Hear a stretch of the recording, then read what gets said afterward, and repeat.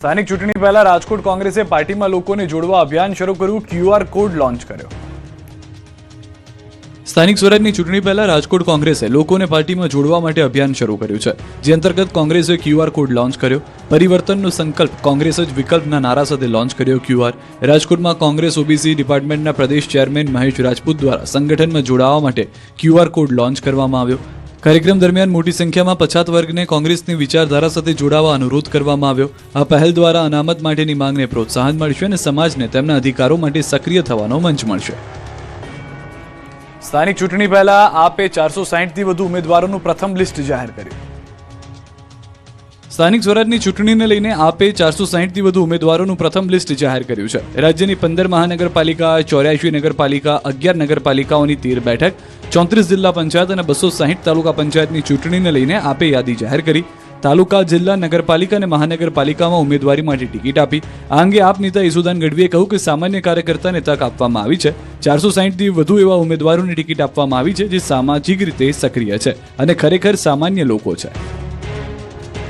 સુરતના Khajod dumping site પર 52 દિવસમાં ફરી આગ લાગતા ધુમાડાના ગોટે ગોટા દેખાયા।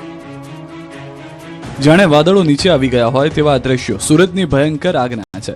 દક્ષિણ ગુજરાતના સૌથી મોટા ગણાતા ખજોદ ડમ્પિંગ સાઇટ પર ફરી એકવાર ભીષણ આગ ફાટી નીકળી।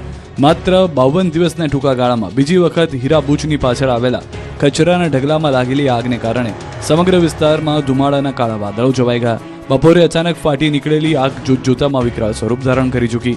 આગ એટલી ભીષણ છે કે તેના ધુમાડાના ગોટા ગોટા કિલોમીટર દૂર સુધી જોવા મળ્યા છે। ખજોદની આસપાસના વિસ્તારમાં જેવા કે વેસુ, વીઆઈપી રોડ અને અલથાણમાં રહેતા લોકોને રોડ પરથી જ ધુમાડાના ગોટે ગોટા દેખાયા।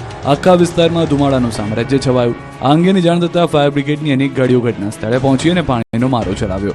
થોડા દિવસ પહેલા પણ લાગી હતી આગ પર કાબુ મેળવવામાં ફાયર વિભાગને 3 થી 4 દિવસ લાગી ગયા। ત્યારે ફરી એકવાર આગ લાગતા નાસભાગ મચી ગઈ છે। વડોદરામાં પેટ્રોલની ટાંકી ફૂલ કરાવીને યુવાન બહાર આવ્યો અને બાઇક ભડભડ સળગવા લાગી। પેટ્રોલ પંપ પર બાઇકમાં પેટ્રોલ ભરાવવા માટે યુવાન કલાકો સુધી લાઇનમાં ઉભો રહ્યો। કલાકો બાદ વારો આવ્યા બાદ બાઇકની ટાંકીની પેટ્રોલથી ફૂલ કરાવી અને જેવો પેટ્રોલ પંપની બહાર નીકળ્યો તો બાઇક ભડભડ સળગવા લાગ્યું। યુવાન બાઇક મૂકી દૂર ભાગી ગયો અને ભર બજારમાં મચી ગઈ અફરાતફરી।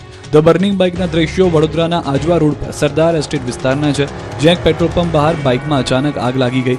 ચાલક પેટ્રોલ પુરાવીને પંપની બહાર નીકળ્યો, ત્યાં જ બાઇકમાં આગ લાગી। આગની તીવ્રતા એટલી વધારે હતી કે આખી મોટરસાયકલ બળીને ખાક થઈ ગઈ। બનાવની જાણ થતાં જ પાણીગેટ ફાયર બ્રિગેડના જવાનો તરત જ સ્થળ પર પહોંચ્યા અને પાણીનો મારો ચલાવીને આગ પર કાબુ મેળવી લીધો। અમદાવાદના વસ્ત્રાપુરમાં નશામાં ધૂત કાર ચાલકે મચાવ્યો આતંક। રોંગ સાઈડમાં કાર હંકારી 2 રાહદારીઓને અડફેટી લીધા। અમદાવાદના પોશ ગણાતા વસ્ત્રાપુર તળાવ વિસ્તારમાં વહેલી સવારે ડ્રિંક એન્ડ ડ્રાઈવની ભયાનક ઘટના બની। વસ્ત્રાપુર શહીદ ચોક નજીક 22 વર્ષીય નશામાં ધૂત કાર ચાલકે રોંગ સાઈડમાં પૂર ઝડપે કાર હંકારી અન્ય વાહનો અને રાહદારીઓને અડફેટી લેતા અફરાતફરી મચી ગઈ। આરોપી ગજેન્દ્ર ઉર્ફે ગજ્જુ પાટીદારે નશામાં ચૂર બનીને રોડ પોતાના બાપુજીના નામે હોય તે રીતે કાર હંકારીને રીતસરનો આતંક મચાવ્યો।